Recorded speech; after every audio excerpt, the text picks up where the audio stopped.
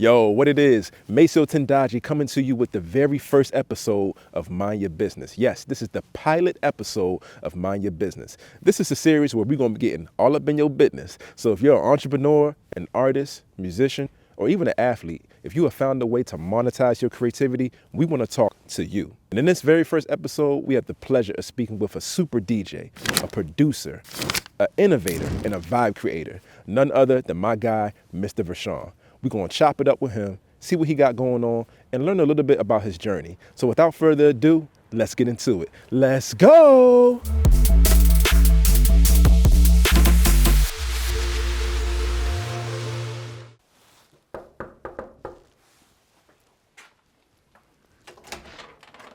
Yo, Mace. What's going on, man? What's going on, man? How you? All right, good. How you feeling? I'm good, man. Good. Come on in. Appreciate it. Yep.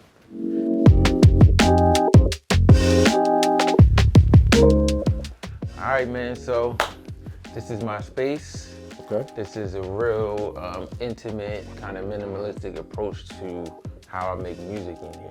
Gotcha. You know what I mean? Pretty cool, man. I like it. It feels real warm in here. Right. Compact. No, You know what I yeah, definitely feel like it's a space that breeds creativity without a lot of distraction, a lot of noise going on. You know what I mean? So walk us through, the different setups you got here. All right, so this is my main setup. This is like, the central area. Got my KRK speakers. Got my laptop M2 MacBook Air. Obviously, I like to keep the wires minimal, so I have obviously the wireless mic, wireless keyboard. Have an iPad there. Sometimes that helps with, looking up other things while I'm on the computer. Right. And I have this Personas interface, and it's just cool if I have somebody else in here, I can give them other headphones. I also have a bunch of keyboards over here. Got 3 of them joints over there. Okay. Yeah, I have more. I just don't have room for it. But if I wanted to, I could plug all 3 of them up into the interface. This one is my Prologue. This is more of an analog synthesizer. This is a classic Roland keyboard. And this one is a Chord Kronos. This is the one that I actually gig outside the most with. Okay. I'm not just a DJ producer. I do play keys as well. Right. I didn't know that at first until I seen you actually playing. I was like, oh, yo can really play for real. So this the board that you actually bring out. Yeah, this is what I bring out. I bring this one out if I'm just trying to just get a gig over with. Or, Right. Something slight. But so I gig, for, not as much as I used to, but I'm a keyboard player before anything. Before anything. Like, you. So that's the roots. lessons. That's the roots of everything. This is where it all started. Gotcha. This is where it all started, man. Dope. Yep. And that's pretty much most of what I have creatively. I also have right here. I have a bass and a guitar over here. Gotcha. You won't catch me playing those, out. Like you're not gonna see me playing bass at a gig, but for studio purposes, I can figure some things out. Right. Okay. Especially for guitar or bass. Do you mind if we get a good look at those? Are we able to? Yeah. You want me to grab? Yeah. Let's check them out, man. Yeah. You got them over there tucked away in the corner. Yeah. Let me wipe the dust off these. Right. Yeah. Is it a specific brand that you like, or just like something? I think I was just trying to see what was, fiscally responsible. Right.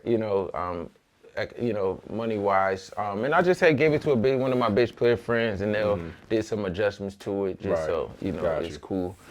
This one is cool though. Sounds good when I record it. Right. Okay. So that's like if you're just producing something and you just need like to lay down a bass line for reference, or because sometimes like I can imitate bass really well when I'm producing. Right. But sometimes it's nothing like the live bass. Right. So if it's nothing like the live bass, I can pick it up. If it's simple enough, like I know the feel, I know how it's supposed to sound. Right. So I can, figure it out. So there's been times where I actually did use it. Right. And people actually use what I use with bass on it. So nice. Yeah. That's what's up, man. So like the musicianship of being able to at least, enough to be dangerous to lay down something. I could put something down there. Right, exactly. Yeah. Okay. I think that's very like instrumental.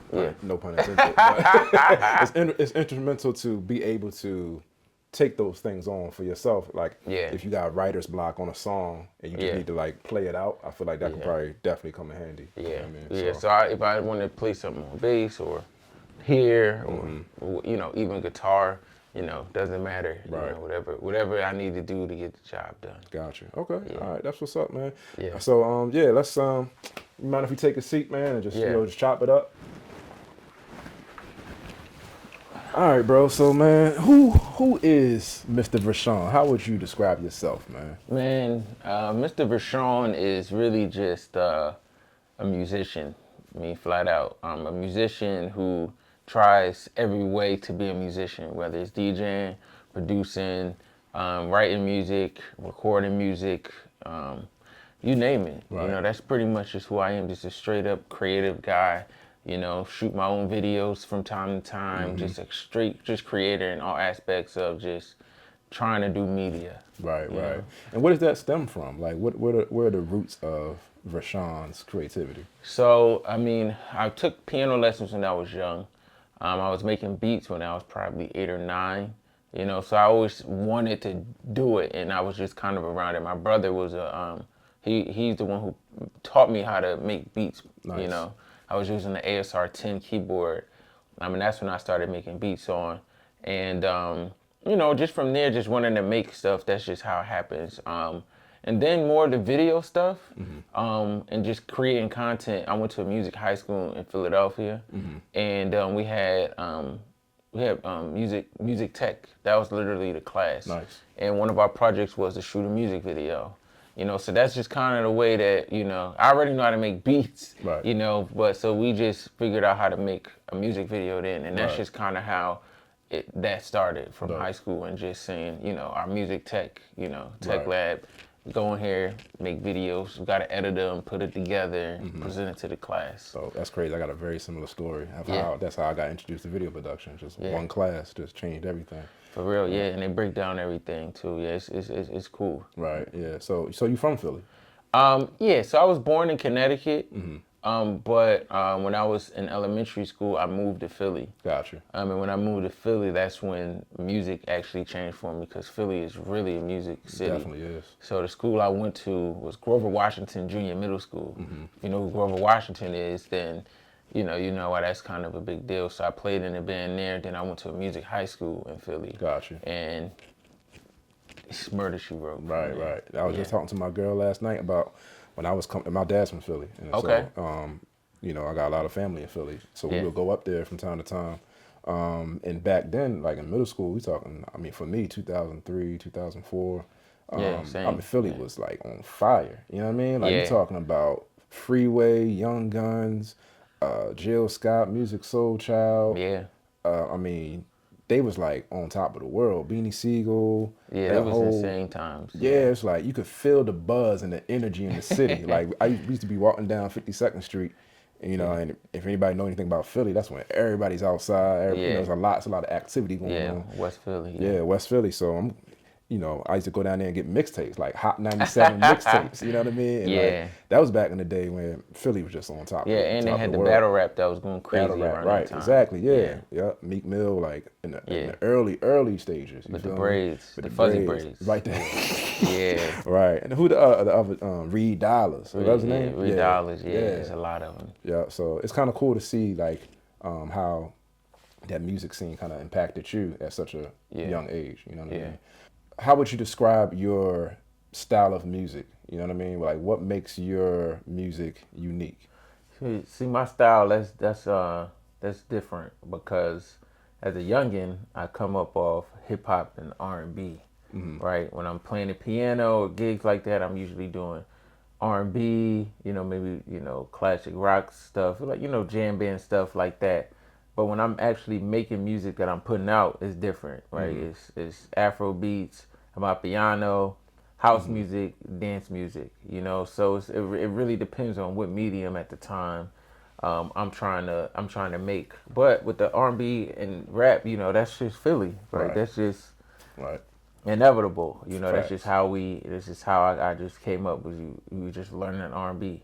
That's it. Right. R&B and church. That's pretty much they go hand in hand. That's how that goes as a piano player and Phil. As far as production and beats and stuff that I DJ and put out, I had a Nigerian homie I went to college with, and he was playing Afro beats, like 2013, 2014. in the car. He would just be playing off of SoundCloud, and I'd be like, yeah, I like this. You Right, know what I right. mean? But at that time I wasn't really DJing or making Afro beats like that. So fast forward, I really start dabbling in it because I'm like, as a DJ, I'm only making music so people can dance. Right. Yeah, that's it. Like Facts. I'm Yeah. not, I'm not. There's DJs who like to do the chilled hip hop vibes, and I'm not really into that. I'm really in the up tempo dance vibes. That's just how I like to do it. No. You know what I mean? No, I feel that. And how do you feel like that has distinguished you from other DJs in the area? Um, it's not. I mean, I have literally had people say, "Do you know anybody who plays Afro beats?" Yeah. Right, and I'm talking in Baltimore. Right. Now, I might know people who play Afro beats, but they don't play it the way that I play it. Right, like you can't just play Afro beats, right? Like you can't just play the ones you hear on the radio. So it's not that many of them, which means you got to really sit down and figure out who the artists are, what songs they are, like, and I don't think if you're not Nigerian, you're not gonna know what's going on because you're not Yeah. gonna spend that time You're to not figure tapped out. into the scene You're like not that. tapped Right. in at all Yeah. if you're not Nigerian. Right, right. And a lot of people, who might need one Afrobeats don't know Nigerian DJs like that, and it may right. not be that many. It was Gotcha. a select handful. But, most people want that to go that way, but they also want you to be able to relate to, whatever other culture they have in there. But the real reason I really got into Afrobeats, I really always liked it, but I went to Houston for one of my friends' bachelor parties. He's Nigerian. Okay. And all we did was go to Nigerian clubs. And I realized that they all knew the lyrics to all of the songs. Right. And I'm talking songs I've never heard, and yeah. they're going crazy. And I said, I can't never let that happen to me again. Right, right. And from then, that's when I was like, yeah, I'm going to have to really tap into who's coming out, what's new. These are the songs. And when I play them, people are just confused. They're like, are you Nigerian? Yeah, yeah. So that's just, that's how that goes. Gotcha. Are you Nigerian? No, I'm not. Gotcha. But I did my ancestry, and Nigerian is at the top. Mine Most too. percentage, Yeah, yeah. mine So, too, yeah. I can speak the lingo, and, I Right. can blend in if I need Me to. too, right. But I'm not, Yeah, no, it's Yeah. crazy. It's weird because I found that I click with people who are either, 100% Nigerian or have like Nigerian ancestry. Yeah. And then when I found out about mine, I was like, oh, that probably makes sense. Like I Yeah. always vibe with Nigerians, like always. Yeah, Naija Boy video. Exactly. Right. Right. We want to talk about that in a little bit. Yeah. But so going back to you choosing that lane of Afro beats and Ami piano, how has that opened doors for you in a city like Baltimore where it's just strictly hip hop and club music? I don't do clubs. Okay. I don't do club gigs. I'm not looking to play at your restaurant or stuff like that. And I don't look at it as just a local thing. I'm thinking, I'm not thinking Baltimore. I just Right. live here. I'm Right. thinking Global. Yeah. Right. So that's why I don't really get too caught up in it, but it's been great. Yeah. Literally last year, end of last year, I did a Nigerian wedding in LA. I was flown out there to do that. There's other groups here. It just makes it easier, for me. I can charge more. I'm not just a club DJ. I ain't just somebody just coming in there for the night. Right, right. I like doing curated events, right? Right. And I think that just plays a part, especially if you look at my Instagram and I'm putting beats out and videos. You're like, okay, he's not just a DJ, like he's making music, Right. So He's when a you're musician. right, so it's different when they're introducing me. They're like producer and DJ Vershawn. It's not Right. just, I don't have DJ in front of my name. I'm not DJ Mr. Vershawn. Right, It's right. just Mr. Mr. Vershawn. Vershawn. Gotcha. So when they see me, it's more of just like an idea of who he is and what I put out, Right. all Right. the time. But it's those doors. It's I mean, I can go anywhere. I can be in your corporate settings. A lot of people, be surprised they want cleaner music, right? More right. funner music, Right. dance music. Because sometimes everybody's not ready for hip hop and R&B Right, all right. the time, Yeah. and that's fine. I know too many people that do that anyway. And that's exactly why I didn't do it. I was like, I know too many DJs who do hip hop Right. and R&B. That's their bag. Yeah. I don't need to do that. Right. It's just other music out there. Oversaturated. It's oversaturated. Right. I'd rather just Right. stay where I am, and it's easy to stick out that way. Yeah, you know? yeah. That's the main reason why I asked the question because, like, I would be out and about you know what I mean, at a bar or like at our house that one time, and I was like, oh shoot, that's Vershawn over there. You know what I Yeah, mean? He's a DJ. Like, and I don't see nobody else doing them type of gigs. You know what I yeah, mean? So it's like you kind of carved out a lane for yourself where you may have clients that they want cleaner music. They want music that's kind of like atmospheric and not yeah. like the music is the point of emphasis. You know what I Right. mean? You need something in the backdrop, somebody to set the tone. Like I said in the intro, I said you're a Yeah. vibe creator. You know what I mean? Yeah. That's one of the ways that I describe you. You know what I mean? Yeah. You kind of set the tone or set the atmosphere of different events. You know what I Yeah. mean? So when did you know that this music thing was going to work out? When did you really start gaining traction? You know, it's an interesting point because I gained tractions on different parts of music, right? Like for example, I had a church gig since I was paying church gigs since I was in college, and I graduated college some time ago, right? So in my eyes, it never really stopped. It was just about me building on the money I'm making on this part of it, right? Then there was a time in 2016 where I did music full time, but I had to, so the gigs would go crazy, and then I ended up working. So I just would balance both of those. So it's really like it's always worked. You know what I mean? It was just some seasons were better than others. Right. You know what I mean? But it's just I never felt like it wasn't gonna work. You know, obviously we want to be millionaires, but that's not how it works, Right. right? You still gotta put in time. But let's be clear, this money adds up. Right. You know what For I sure. mean?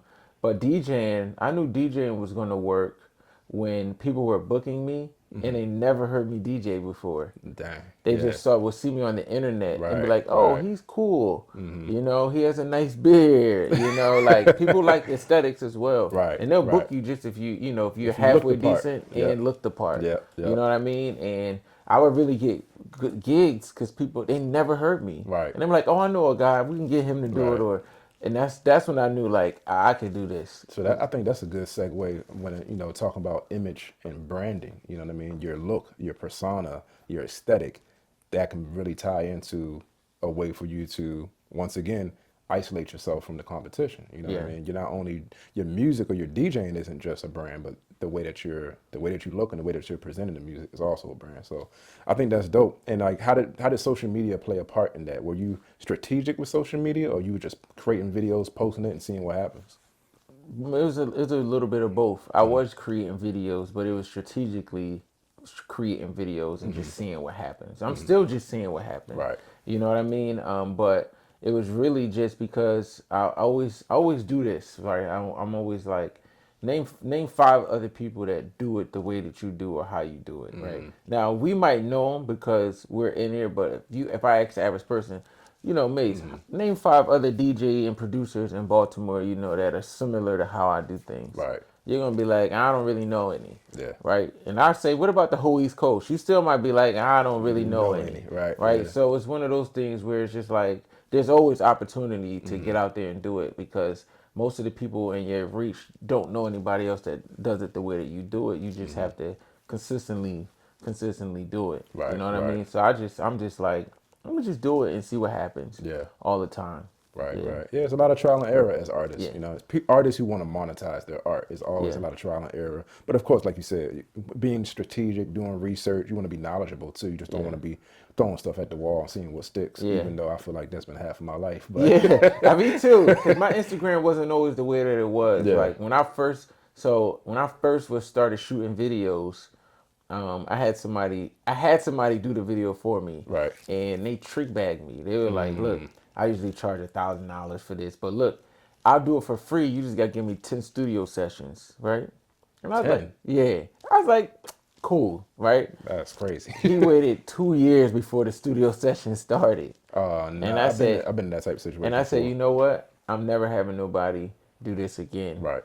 And I bought a camera. And that's what made me buy a camera and Right. said, I need to learn how to shoot myself, Yep. how to edit. And then from there, I'll hire sometimes because it's just easier. Right. And it's good to collaborate and have other people do it because there are people who are better than you at certain things. Right, You right. know, so, but I started doing a talk box, and that people like that, but it wasn't translating publicly. Got you. Right. So I was like, I'm not going to do that no more. And then Right. I started doing the beat videos and the stuff like that, and that picked up Gotcha. traction, and I just stuck with that. Right, And right. then started DJing, and that just worked. You know, Yeah. that was the trial and error. Right, right. I Yeah. think that's a good point to mention to the audience, not to sit around and wait for people to do the stuff that you want to do.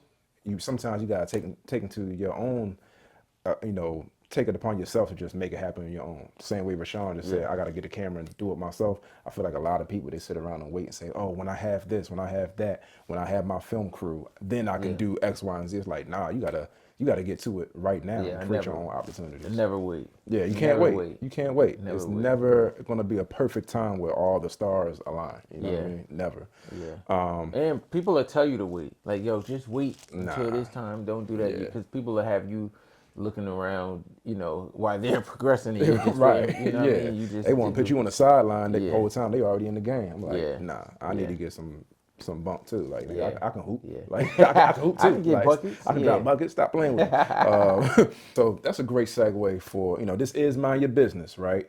And, we know that you're an artist and a musician, but now we're kind of like getting into the lane of talking about how do you take your art and transition it into business. Right. What was that process like? How did you navigate that? So producing music is hard because a lot of people aren't buying beats, and you just you got to just figure out what is it going to help you to get paid doing one thing. So I was just like, I might not have the most streams, right? I might not, I might not be going viral, right? But when people are booking me, right, I can now say I put out 2 albums, 3 EPs, host of singles, music videos, gigged here, right? Where I can now put a package together, and it's really just about, it doesn't matter how good you are, it's really how you package it. Right. And how you market. Yeah, so I'm just, for me, it's just like, well, you have to know what you want to do, who you're talking to, and how you want to package it. Right. Because like I say, I know a lot of DJs and people who say they're producers, but, they're not bringing up their bodies of work. Right. They're just talking gig here and gig there. Gigging. And there's nothing Right. wrong with that. Right. You know what I mean? But for me, I'm a producer. I like putting bodies of work out. Right. You know what I mean? I want you to be able to Google me, and you're gonna see all the things that I've created and put out into the world. For sure. Yeah, and I think just when people are booking me and they're looking me up and they're seeing what I've done, if you look me up on YouTube and you're seeing all the releases, the monetization, you can get monetized on YouTube and make money there. Right. But unless you're doing crazy numbers, you're not gonna make that much. Right. But like somebody's gonna see it and they're gonna be like, oh, I can get with that. Right. You know what I mean? But it's just it's just really about how you feel you want to package yourself and present it to somebody who wants to pay you. Right. Because if I'm like, I got 2 albums, I'm a member of the Recording Academy, I did this and that, this is how much I want to get paid, they're gonna be like, okay, Right. yeah. It kind of justifies. It can your help asking price. justify my Right. asking price. Exactly. Right. You know what I mean? And that all stems from the last point of not waiting. You can't Yeah. sit around and wait. If you would have sat around and wait and just not had no body of work and still try to ask for what you were asking for, it's like, where's your portfolio? You ain't got nothing to stamp what it is that you're talking about or what it is that you say you can present. You know what I mean? Yeah. So it really stems back to that last point of like just not waiting for the right time or the right people to be in your circle. You got to make it happen. You know what I mean? And to build off of that, just monetizing is, you got to make things bigger than what they are. Right? One of the things that I did when I put my first album out is I bought a billboard. I think I do remember that. Yeah. And I took a picture of that billboard and posted it on Instagram, and it went crazy. Right. Right. So now when people see me, they're like, "Oh, this dude, Mr. Vershawn, he got a billboard in the city. Who is this guy?" Yeah. So now it's that's just the package. Right. You know what I mean? I'm going there and show you my album rollout. Yeah, I had a couple billboards in the city, put a couple albums out. Right.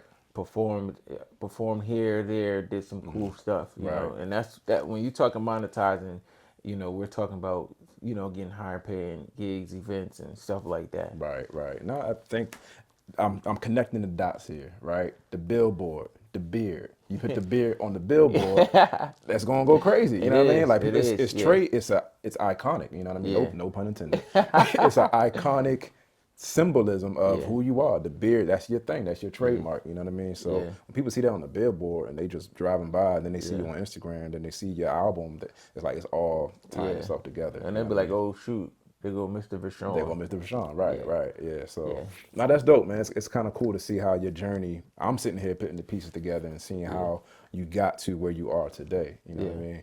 With that being said, man, we want to see you cook up a little something. You know what I mean? Nothing too crazy, but Alright. we want to talk to you a little bit about your creative process and how it is that you go about your work. So, Alright. yeah.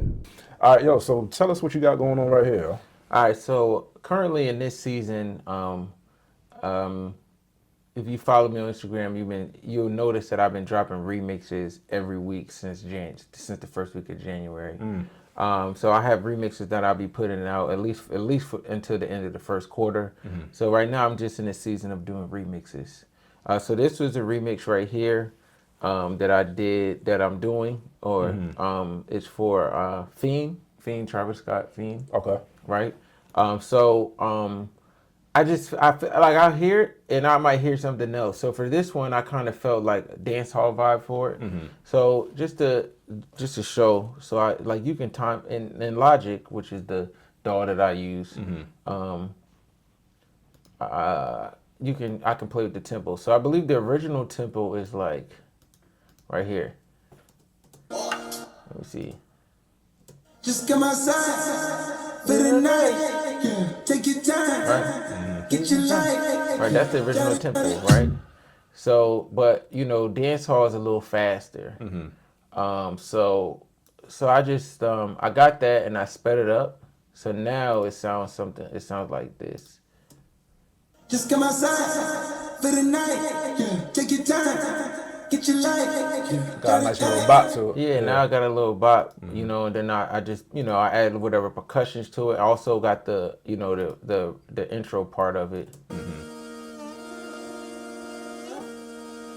Right, and there just so you can have the elements. Then here I got like a rim shot in there. Nice. Hi-hat. Got an 808 in here. Then I just got I always add like little voices in there, some random like that.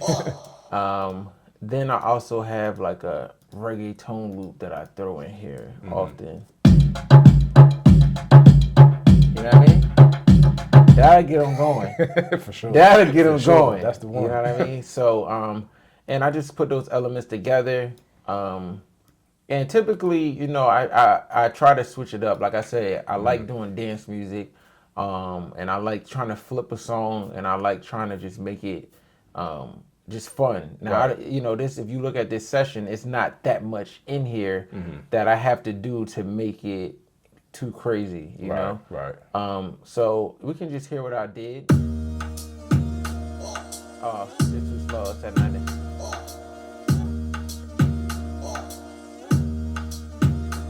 Just come outside for the night. Yeah. Take your time. Get your life.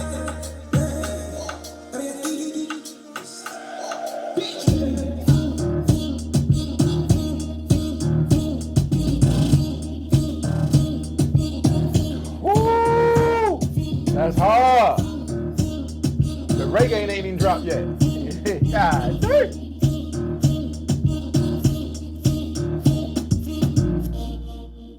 The career's my stake when you wear your prime. Fuck that paper, baby, my face on the dotted line. I've been flying out of town for some peace of mind. Just like always, That's tough. just want a peace of mind. You know what I mean? You can just let that go. I'm the one that introduced you. You know what I mean? Little So beat this break. Yeah, Ooh, yeah, so that's this is tough. pretty much the remix. So I'll be doing a bunch of these until the end of March. Not sure when this is dropping, but this one will be coming out probably in March. Got you. You know what I mean? All right. So yeah, this is pretty much just how I'll do it. I'll find a nice sample. Now Logic has this AI tool now where it stems, and it's very popular with DJing now, where you can put something in here and it'll break everything down. It'll break the drums. It'll take the drums out, the bass out, the vocals out, and the music out, and you can Nice. take whatever elements you want. So when I'm doing remixes, I need that. Right, for sure. For whatever I may want to do, and I just kind of add whatever I want Mm-hmm. underneath there. But this is my season for remixes. You know, I'm pretty sure I'll get back to a season where I'm doing my originals again, or Right. consider putting a project out, Right, or something like that. By the way, my last project, Karma, dropped Okay. 2024. That's a nice EP. You know, real fun, up tempo, Dope. vibey project as well. Gotcha. But yeah, this is just just how I'm just in here vibing, cut the lights on, Right. light the candle, Right. and just vibe out. You know, figure Yeah. out if I'm in Jamaica, what do I want to hear. You know, right. where I try to picture myself different places. Where I can see myself actually dancing to the music that I'm making. Right, facts. You know what I mean? No, I feel that. Yeah. Yeah. So like since you're doing remixes, is it like, where does the spark of creativity come from? Like, do you just hear something like, oh, I could sample that, and then it starts from there, and you just build on top of that? Like, what's that process look like? You know, or does it vary?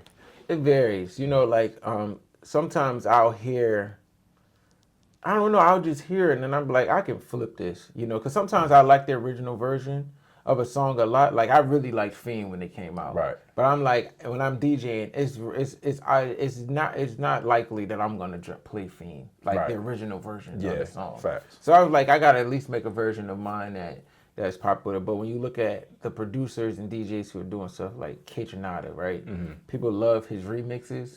But you know, he wouldn't drop this at a song. If he did like his typical bop, you Right, know, right. he may drop that in the set. You know, so just kind of creating remixes that are mine only, Right. that I can play in my own DJ sets. You know, because even though I want to play my original music, it's not going to connect with everybody. But this could, because you know the original song. So usually remixes are a way to connect with the audience if they're not 100% familiar with your original music. You'll Right. drop something like this and say, oh, Yeah. I know this, and it's, you know, it's different and it's making me dance. Right, you know? right. Yeah, no, the dancing element, that's how you hook them. You know what I mean? Yeah. Like when that reggae part drop, when that beat comes in, it's like, that's where you get them. You know what I mean? Yeah. By this time, people already been drinking, they vibing, they feeling good. You hit Yeah. them with that reggae, they were like, oh, yeah. Like they in the pocket now. You Yeah, know and what I it's mean? easy to transition into other songs as well. Right. You know, so yeah, remixes are fun. They touch your creativity a bit more because you're trying to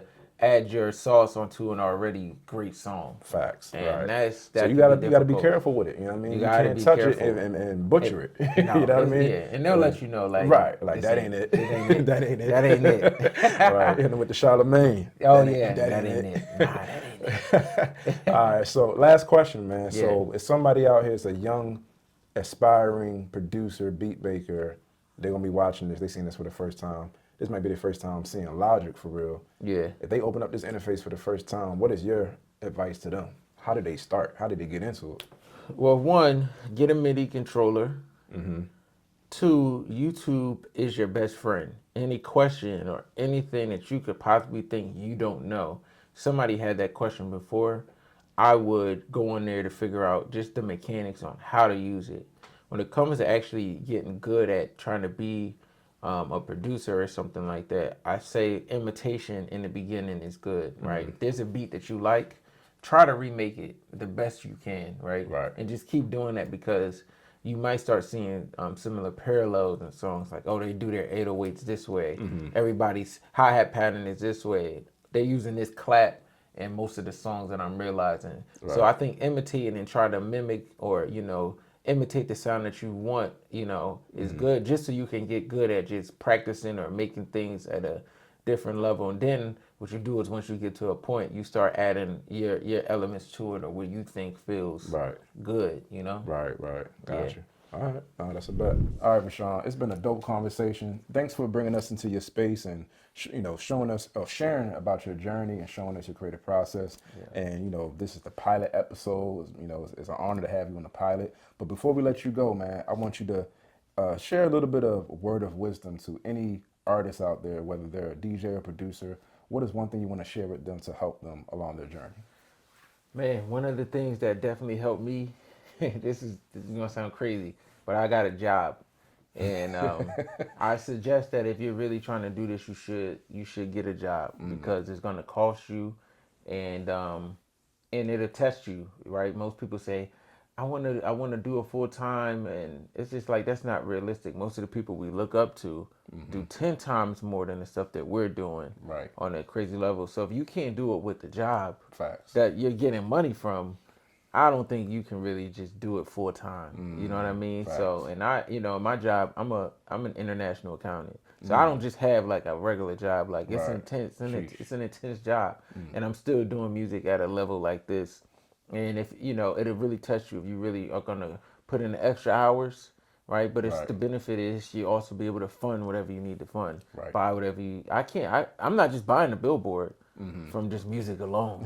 Facts. You know what I Yeah. mean? So my advice is to to get a job and get a source of income, and see if you can really do it. Put yourself to the test. Right. Invest in yourself. Who wants to invest in somebody who's not really trying to invest in themselves, right? Right, Everybody right. wants a handout, but how far are you willing to go to prove like I actually really want this? Right. I'm going to do whatever I need to do to get it. So Man. that's what I would suggest. Yeah, you preaching. That's a whole word right there. Like, Amen. Let the church say amen. amen. Amen. As a man who quit their job numerous times and just got back into the workforce, I can stamp everything this man just said. You know what I mean? Like, do the 9 to 5, and when you come home, 5 to 9, that's your time. Yeah. You know what I mean? Or sometimes my drink be 5 to 10, 5 Yeah. to 12, 5 to Yeah. 1. It don't matter. Like you said, you got to Yeah. show that you really want it. And if you can't do it with a job that's helping propel your art, what makes you think you're going to have the work ethic or the passion to do it when you got a whole bunch of free time? Yeah. You know what I mean? So, Yeah. I appreciate you sharing that. How can the people follow you and get in touch with you and book you? If anybody wants to book me, reach out to Mace. Mace will reach out to me. So, I mean, I would. Like, yeah, word of mouth. you can reach me at Vershawn.com. That's my website. On Instagram, Mr. Vershawn, MRVERSHAWN. And that's the same everywhere on YouTube. You can look up Mr. Vershawn and just Google me. I'll be there. Hey, Google him. You heard it here first. Hey, look, man, this is the pilot episode of Mind Your Business. I'm your host, Maceo Tendaji. Make sure y'all tap in with me, my personal brand, MACEO_Tendaji, TENDAJI. Also, my business is Iconic Visions. That's IKONIC_Visions. Tap in. If you are an entrepreneur or artist, filmmaker, I don't care what it is. If you're dope, and if you've been able to monetize your dopeness, we want to hear from you. So make sure you tap in, follow us at Mind Your Business, shoot us an email, and we'll get you on the show. Until next time, we're going to continue minding your business. Let's get it.